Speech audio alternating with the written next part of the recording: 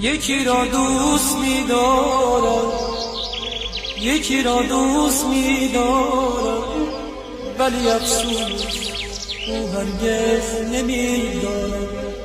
نگاهش می‌کنم، نگاهش می‌کنم، شاید بخواند از نگاه من که او را دوست می‌دارم، ولی افسوس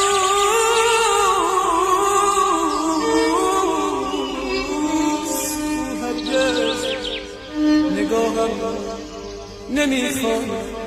به برگ گل نوشتم من که او را دوست می‌دارم، ولی افسوس او گل را به زلف کودکی آویخت تا او را بخندم.